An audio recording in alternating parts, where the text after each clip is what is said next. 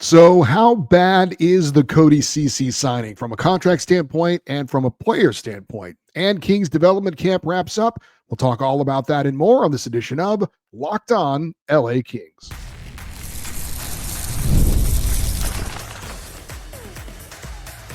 You are Locked On Kings, your daily podcast on the Los Angeles Kings. Part of the Locked On Podcast Network, your team every day. Hey, Kings fans, welcome to Locked On LA Kings, part of the Locked On Podcast Network, your team every day. Thanks for making Locked On LA Kings your first listen every day. We are free and available wherever you get your podcasts and on YouTube. I'm Eddie Garcia, your host of Locked On LA Kings. I've worked in sports media for the past 30 years. Also one of the co-hosts of the Puck Podcast, a weekly NHL review show in its 19th year of doing broadcasting, and also a passionate LA Kings fan for over 30 years. Now that the dust is settled mostly on free agency, we can now take a bit of a breath and look a bit deeper into the Kings signings. LA adding 5 players in free agency: forwards Corey Perry and Joel Armia, goalie Anton Forsberg, and defenseman Brian Dumoulin and Cody Ceci. Today, we're going to focus on Cody Ceci. Now, have I watched a lot of Cody Ceci in action over the years? Not really. Have I heard a lot of negative things about Cody Ceci? Yes. Do I like the contract the Kings signed him to? 4 years, $4.5 million per season? No. But let's start there because I think it's the easiest place to start. I don't have to have seen every game that Cody Ceci has played to have an opinion on the contract that he signed. Now, he was coming off a 4-year deal that was paying him $3.25 million per season, and he was signed to that contract by someone named Ken Holland when he was the GM in Edmonton. Now, what he has done over the 4 years since then, and now at the age of 31, it's hard to figure out that he would deserve a raise with his next contract. That's what happened. Now, was this free agency, group of defensemen that were available a great crop necessarily? Not really. So there wasn't a ton to choose from. So you could talk about how because there wasn't a lot of great free agent defensemen, that might mean a little bit more money for teams that were in need of a defenseman because the pickings were kind of slim, after the big names were gone. You could talk about that. Okay. But I still don't think that's a legitimate excuse to pay this kind of money for that kind of player. And was this you have to overpay to get a guy to play in LA kind of contract? I don't know. Maybe that played a part of it, but I don't think it should have played that big of a part in it. Now, your average third pairing defenseman will make around $1.5, $2.5 million per season. That's what Cody Ceci should have been paid. And you don't give him a 4-year deal. You give him a 2-year deal. So kudos to his agent, by the way, Peter McTavish. I mean, that guy did a hell of a job. And I certainly don't blame Cody Ceci one bit for the contract that he agreed to. What was he supposed to say? No, that's too much money for me. No, of course not. But it's hard not to direct our frustration on him because he's the one that's going to be in front of us when we go to the games, when we watch on TV. He's going to be the easy target. But if we're going to be upset about someone, obviously it should be GM Ken Holland, who agreed to pay him this contract. And there have been plenty of people talking about this deal in the hockey world. Now, one of the more blunt comments that I saw was from a former NHL player named Carlo Koliakovo, not a household name. He played 14 years in the NHL, and for him to squeeze 14 years out of his talent, that's pretty good. But I'm not trying to hate on the guy. I'm just being honest. He was just a guy. But he played a long time. He's now doing radio in Canada. I did see he probably had the most pointed, direct, and honest opinion of the Cody Ceci contract, saying, quote, hands down the worst contract signed, end quote. Now, there was some competition for that title. I think the Tanner Jeannot deal in Boston was pretty bad. I thought, even though Ivan Provorov is not a bad player, him getting an 8-year deal worth over $8 million a year, I thought was I think he's the highest paid free agent defenseman that was signed. He got more than Gavrikov. He got more than Aaron Ekblad. Certainly didn't see that coming.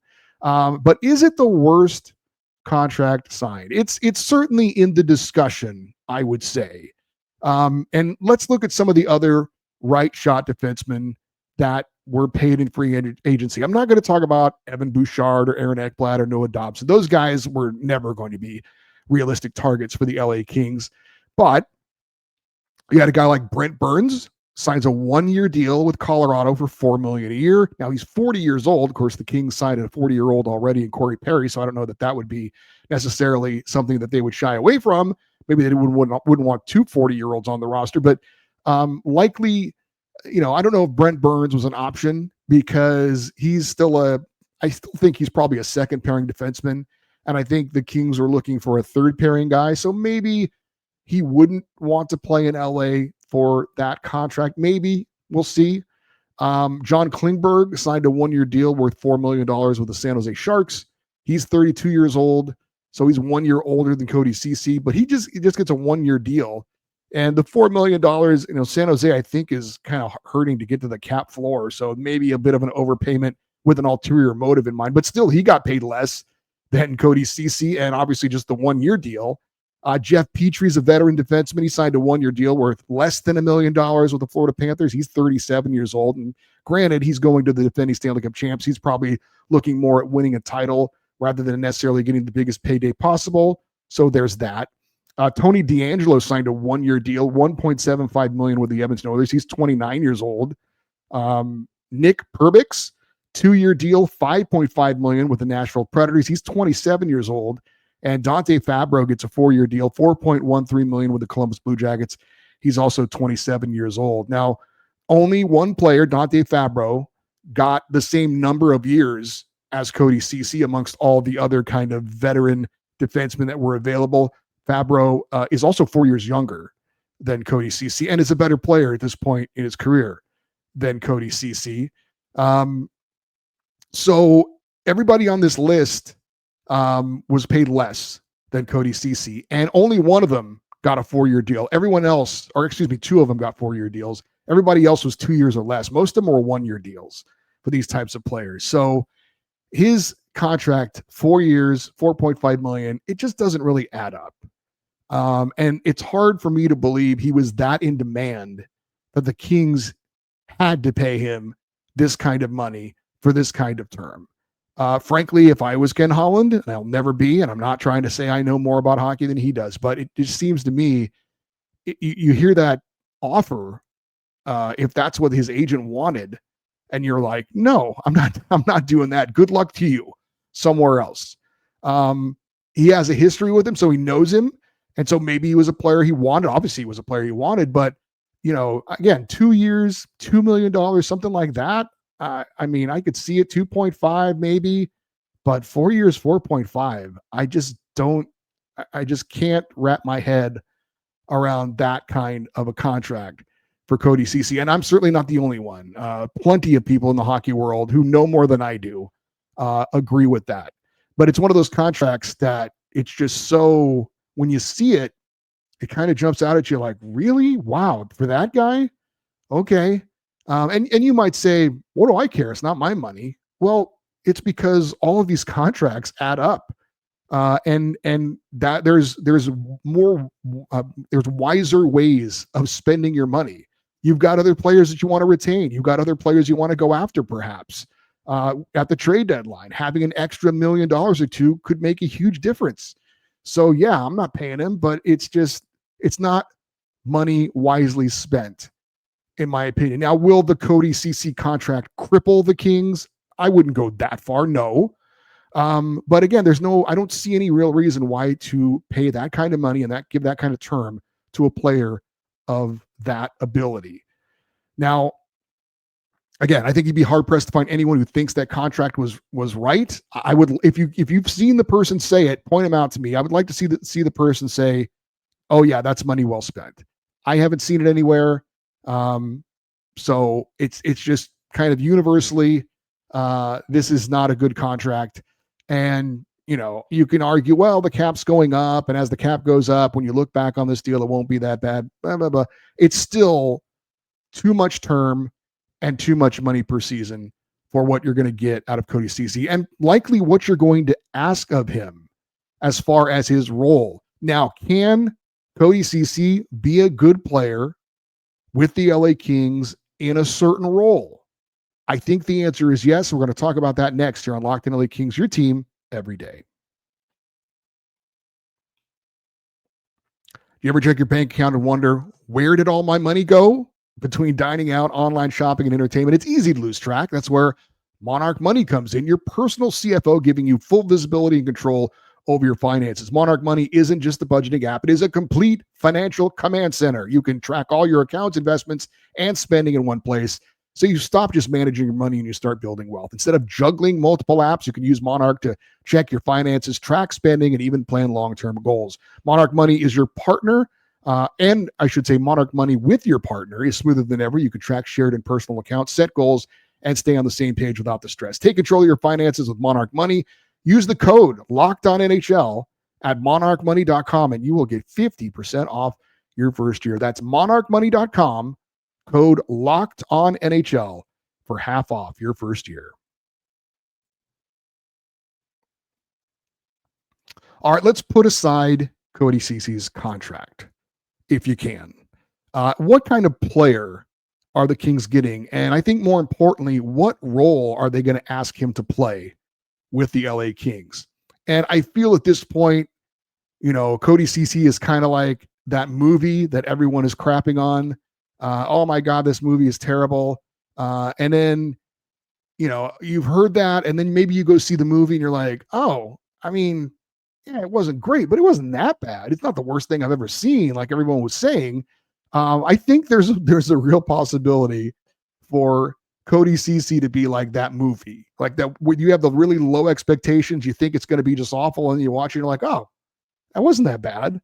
And yeah, that's setting the bar low, but I think it's been set pretty low. Now, Don Lucian of The Athletic said about Cody Ceci after the Kings signed him, quote, Ceci's underlying numbers have been rough for years, but in Edmonton, at least he had the tough minutes excuse. For the Oilers, he offered mostly fair value with that in mind, but it was evident during the 2024 Stanley Cup Finals run that Ceci's game didn't have much left. During the 2024-25 season, he struggled mightily with the Sharks and was just as poor with the Stars. It's possible that Ceci does better in the Kings' defensive system and bounces back, but at his age, at this price, it's a bad bet, end quote. Now, I think that was written with the idea of Ceci being a second pairing defenseman. And if that's the case, then I totally agree with this. But I hope, and I don't think that will be the case in LA. I think that narrative will be a little bit different based on the role I think the Kings are going to ask him to play. Now, first off, what did Cody Ceci have to say about joining the LA Kings after he was signed? He was made available to the media, had, like the Zoom call, and he said, all the right things you would expect, that it was a no-brainer to sign with the Kings. It was an awesome opportunity, great spot to play, and a great place to live. He said that knowing Ken Holland was certainly a factor in signing with LA. I'm sure that's very true. He said that his, the defensive play stands out, and he plays a defensive game. The Kings play a defensive style, so he thinks it's a good fit. That could be true. I think that's certainly what we all hope. And Ceci said that they didn't talk too much in depth about his role with the team, but he did say he expects to play a similar role that he's played recently in his career. And recently in his career, he's played top 4 minutes. Also talked about playing on the penalty kill. So that is an issue to me with Cody Ceci. We know the Kings valued getting bigger and stronger in the offseason. And Ceci does bring that. 6'3", 210. He's a big guy.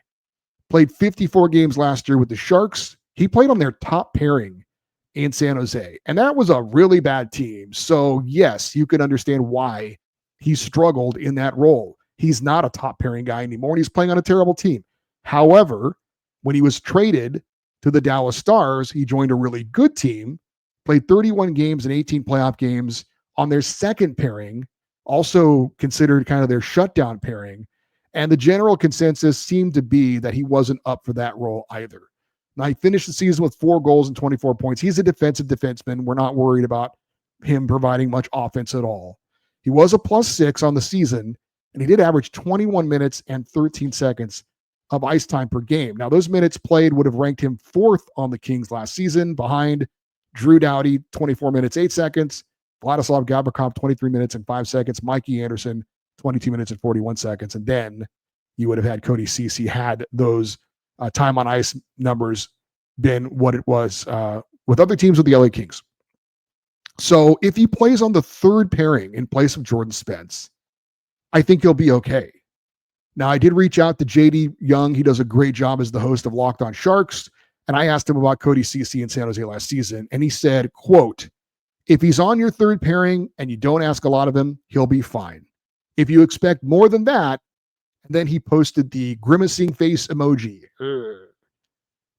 Translation is kind of what I would agree. I agree with that. I think with his numbers or with his minutes reduced, playing in a lesser role, playing on a third pairing, maybe second penalty kill unit, I think he'll be fine.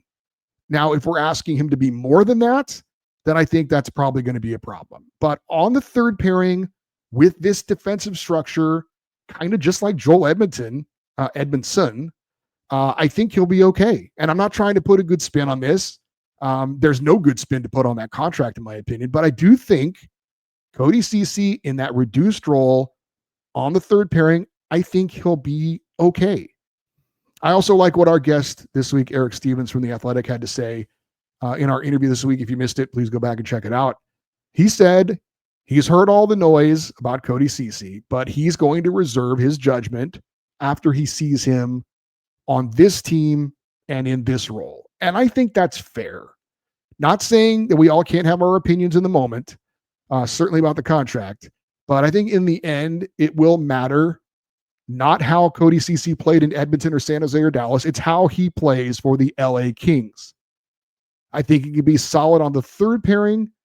As JD Young said, if you're asking for more than that, you're probably in trouble, but he'll be fine if he's in that role. However, if he is not in that role, then that's a problem. And it's a problem for a couple of reasons. There's the obvious. He probably isn't good enough to play a role that's more expansive than that. But the other problem is if he's playing on the second pairing, that means something's wrong with Brandt Clarke, because he needs to play in that role this season. And Ken Holland has said as much. Brandt Clarke needs to play a bigger role. And that means more minutes.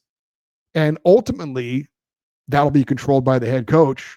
But if Clarke is going to play a bigger role and he's going to play more minutes, then that's only going to happen if he's on the second pairing. He can't play a bigger role and have more minutes if he's playing on the third pairing. So that seems to translate to me, if Ken Holland is being truthful, and there's no reason to assume he isn't, they want Brandt Clarke to be play a bigger role. They want him to take a step forward. That means getting more responsibility. I think that means playing on the second pairing. That's going to be running the team's second power play unit without question. So again, that means, it seems to me, that Cody Ceci slots in on that third pairing. You've got Mikey Anderson and Drew Doughty, Brian Dumoulin and Brandt Clarke, and Joel Edmondson and Cody Ceci.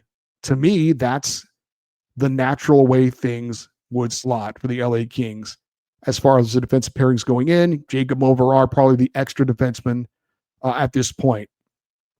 So to me, it makes too much sense, right? If you want Brandt Clarke to have a bigger role, he plays on the second pairing. If you think that Cody Ceci is an upgrade from Jordan Spence, but is not going to play in that top 4 role anymore, then yeah, you put him in the third pairing and he should be okay. He gives you more size. He gives you more strength. He obviously is a guy who's very experienced, and hopefully the translation is you trust him more in the playoffs, which is one of the big things that factored into the Kings not being able to close out the Edmonton Oilers. So bottom line with Cody Ceci, I think he can be an upgrade from Jordan Spence, particularly if it's the trust factor that Jim Hiller has in him. It plays him in the playoffs. So the Kings are playing, because the Kings have to be a team that plays 4 lines and 3 defensive pairs. There's no way that the Kings, with frankly their lack of high-end NHL talent, can compete against those kinds of teams with a shortened bench. We saw it against the Oilers last year. That can't happen again. So hopefully Cody Ceci is a guy that Hiller will trust. plays him, can be a part of the difference for next season and a part of getting a better outcome this time around. But again, he's got to be in the right role. I think he's got to be on the third pairing, and Brant Clark needs to step up, take a bigger role, and be that second pairing defenseman, and hopefully have some more production out of him as well. That combination of things, the Kings are hoping, we're all hoping, will translate into a little bit more success. That on its own is not going to be the difference, but that along with, a better fourth line and a better Quentin Byfield, all those things mixed together, hopefully that will be the difference for the LA Kings this time around. All right, up next, the Kings development camp wrapped up. I was out there for the final scrimmage. We'll talk about that next on Locked On LA Kings, your team every day.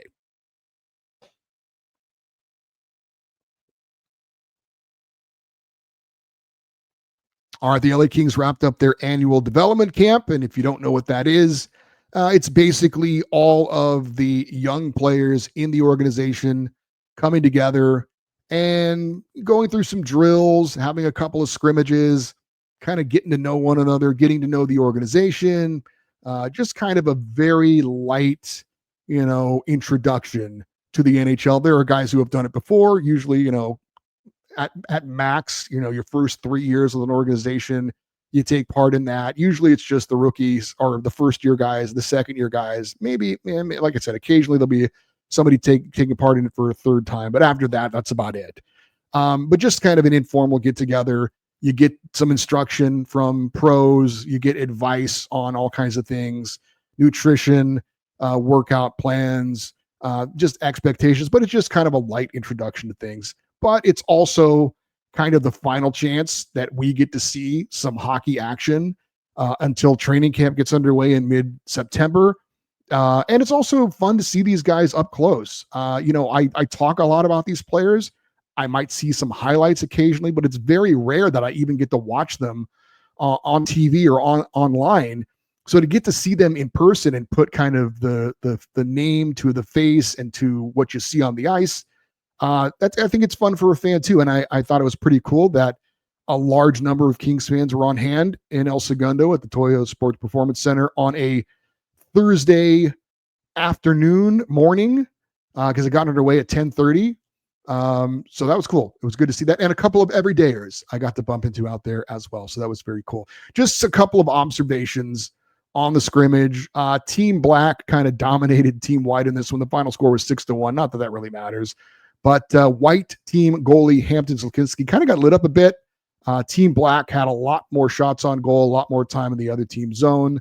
Didn't certainly track shots on goal, but it was pretty substantial. And Hampton Zlotniski allowed 5 goals.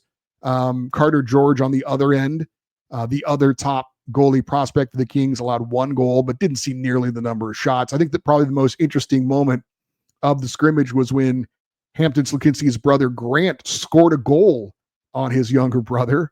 Hampton was the starting goalie for Team White, and Grant was playing on Team Black. I'm guessing Grant has a pretty good scouting report on Hampton, considering that they've faced each other a billion times growing up over the years, right? You got one brother who's the forward, the other brother who's the goalie. Clearly, he's shooting on him growing up constantly. So, not surprised that Grant was able to find a hole on his brother Hampton. I didn't think anyone really stood out to me as far as speed and quickness, except for one player, and that was Ryan Comney. He's a 6th-round pick of the Kings in 2023. He's playing at the University of New Hampshire. He had a couple of very nice pull and drag moves. One of them led to the second goal for Team Black. He was really the only one to me that kind of stood out and looked like a creative, dangerous player in open ice for what that's worth. I thought Jack Hughes looked really strong. You might remember he was the 2nd-round pick in 2022. A lot of people thought he was not going to have a future with the LA Kings. Looks like that's changed. Maybe that has motivated him a little bit more to have kind of a strong showing, but I thought he was really strong on puck battles, and he'll be playing for the Ontario Reign this year. Jared Woolley, the 6th-round pick in 2024, the defenseman, looked really strong. Pretty cool to see him out there with his London teammate, Kings 1st-round pick, Henry Bustevich. They were paired together for about half the game. Bustevich looked fine, didn't really stand out necessarily, but looked okay. A little bit bigger on the ice maybe than he looked at the draft.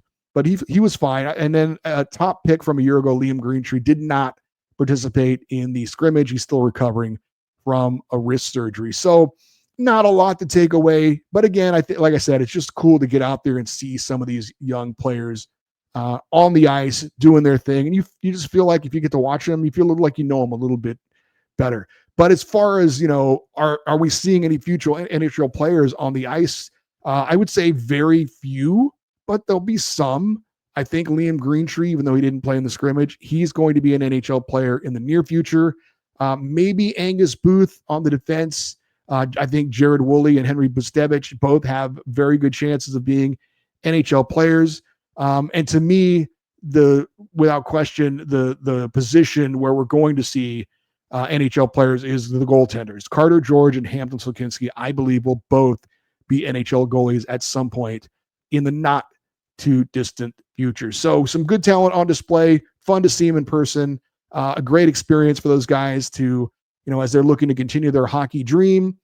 Some of them will play in the AHL next year. Most of them, though, going back to their junior team or their college team. And, we'll try and keep track on them come next season and see exactly how they do and how they're progressing in their hockey careers. So that's going to do it for today's show. If you are interested in some extra Kings content and in supporting me as well, shoot me an email, lakkingsextra@gmail.com, and I'll get you all the information on that. For you everydayers, those who listen to watch Locked On LA Kings every day, coming up on our next show, we will have part 1 of our fan feedback shows. I think is it second or third week in a row we've had to split it up into 2 shows because we have a jam-packed inbox for feedback this week, especially with everything that's going on with the draft, with free agency. I know a lot of you want to have your voice, so we want to make sure we're not cutting anyone short, and there's so much to get to. I don't want to not include anyone. So our next show will be part 1, all feedback. And then an extra show this week will be our second part of fan feedback. So looking forward to hearing what you guys have to say about what the LA Kings have done here recently. All right. If you want to get an email in for the feedback show, you still can. LockedOnEddie@gmail.com. EDDIE is the email address.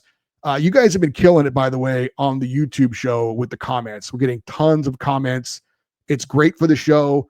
It's great for the algorithm. So really appreciate all the comments on YouTube as well.